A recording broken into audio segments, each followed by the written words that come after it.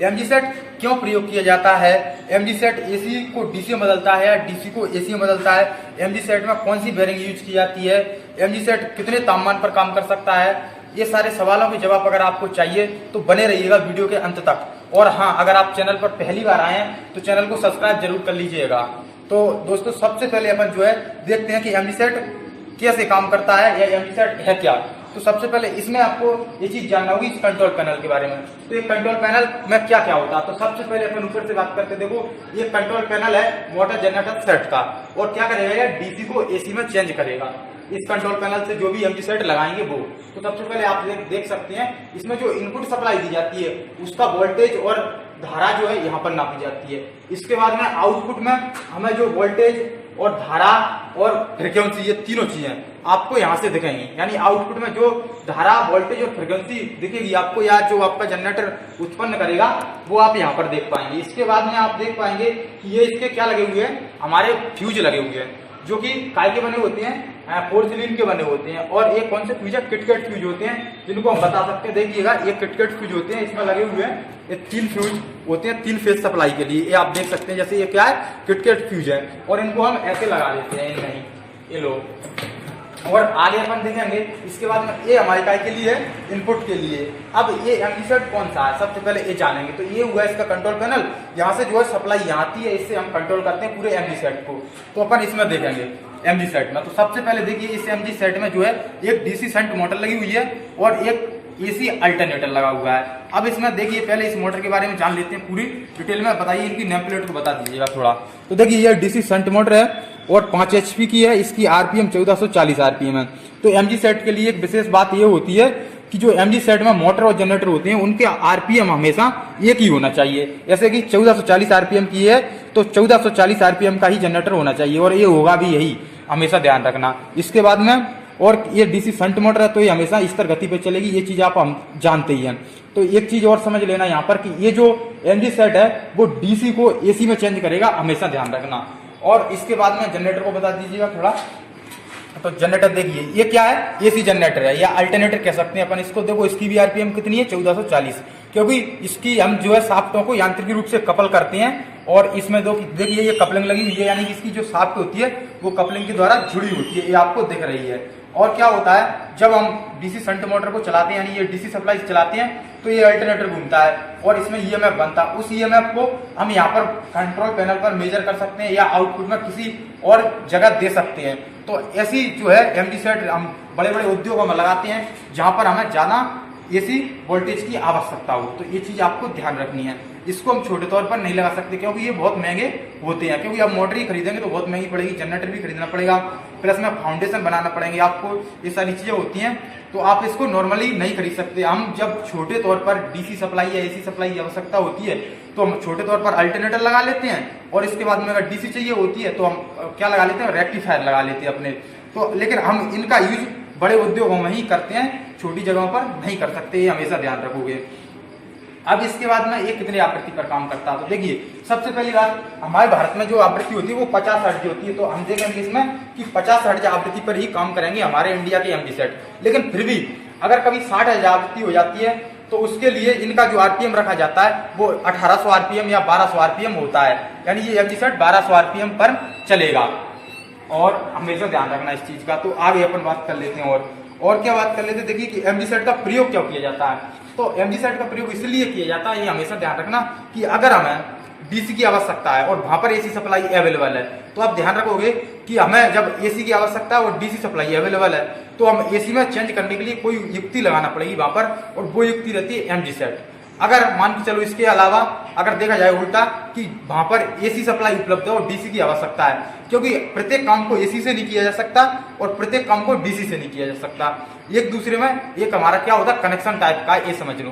तो कई काम होते हैं जो कि डीसी से किए जाते हैं और कई काम होते हैं जो एसी से किए जाते हैं, जैसे कि धातु शोधन होता है और हमारी बैटरी आवेशन यानी बैटरी को चार्ज करना है, तो ये सारे कार्य डीसी से किए जाएंगे, एसी से कभी नहीं हो सकते। तो ये चीज हमेशा ध्यान रखोगे। तो हमें कहाँ आवश्यकता पड़ती है, जब हमें एक सप्लाई को दूसरी सप्लाई में चेंज करना हो, यानी कि डीसी को एसी में बदलना हो या एसी को डीसी में बदलना हो।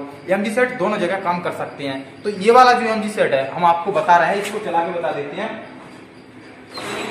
देखिए ये चल रहा है,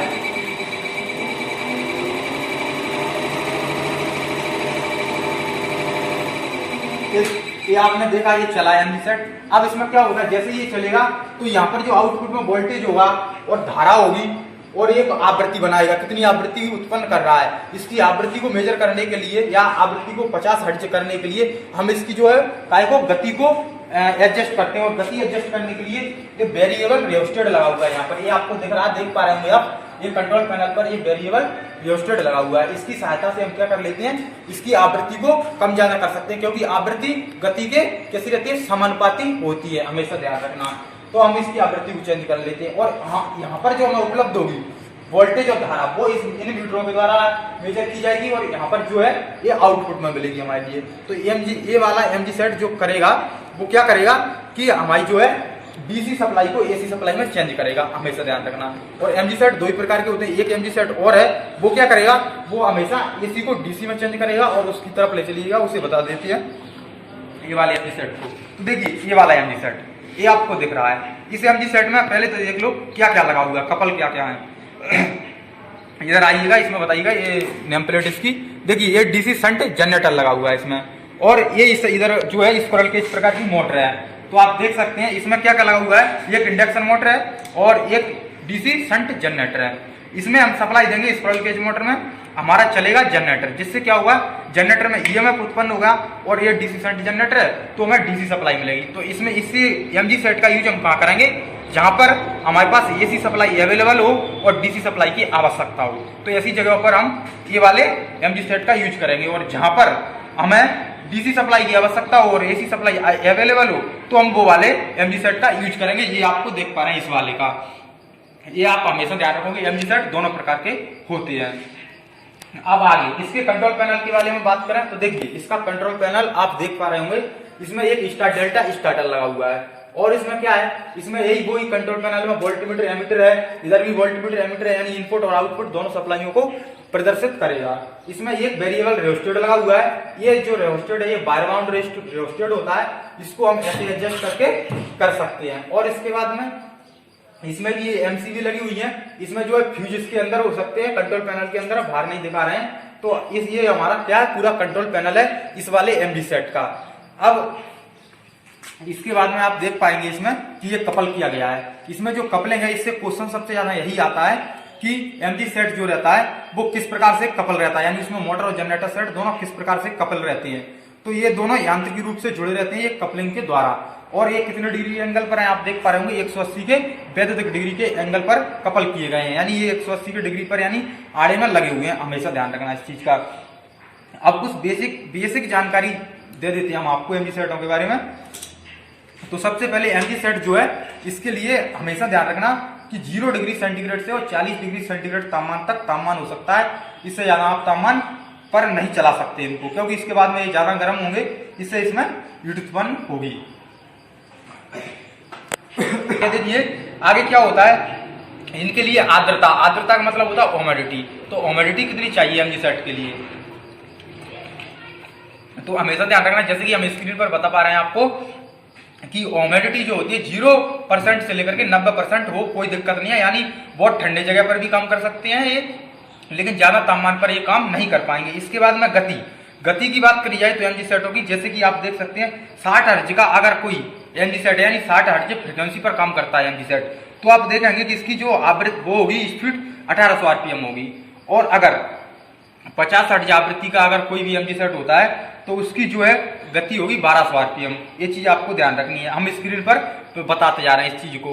और इसके बाद में शोर की अगर बात की जाए तो एमजी सेट हमेशा ध्यान रखना 90 डेसिबल से ज्यादा शोर नहीं करना चाहिए। और इसके बाद में इसकी जो बेयरिंग होती है, इंपोर्टेंट क्वेश्चन बहुत बार इंटरव्यू में भी पूछा गया है और आईटीआई में भी आया है और जॉब के एग्जाम में भी आता है कि इसकी बेयरिंग किस प्रकार की होती है। तो हमेशा ध्यान रखना इनमें जो बेयरिंगें लगी होती हैं, यहाँ पर होती है एक बेयरिंग और एक उधर होगी, यानी इसके जो है आर्मेचर के लिए। तो जो बेयरिंगें लगाई जाती हैं वो इसमें रहती हैं ग्रीस लुब्रिकेट एंटी फ्रिक्शन प्रकार की। कौन सी रहती है एक बार और सुन लीजिएगा, ग्रीस लुब्रिकेट एंटी फ्रिक्शन प्रकार की इनमें क्या लगी होती है, हमारी बेयरिंगें लगी होती हैं। तो ये जानकारी एमजी सेट के बारे में थी। और एमजी सेट अब यूज क्यों किया जाता है ये और जान लेते हैं पर विस्तार से। तो हमेशा ध्यान रखोगे कि जो एमजी सेट होता है वो सिर्फ इसीलिए यूज किया जाता है कि एक सप्लाई से दूसरी सप्लाई को चेंज करने के लिए, यानी कि एसी को डीसी में और डीसी को एसी में चेंज करने के लिए एमजी सेट का यूज किया जाता है। तो ये जानकारी थी एमजी सेट के बारे में कुछ। अगर आपको वीडियो पसंद आई हो तो वीडियो को लाइक जरूर करना, और अगर चैनल को सब्सक्राइब नहीं किया हो तो चैनल को सब्सक्राइब जरूर कर लेना।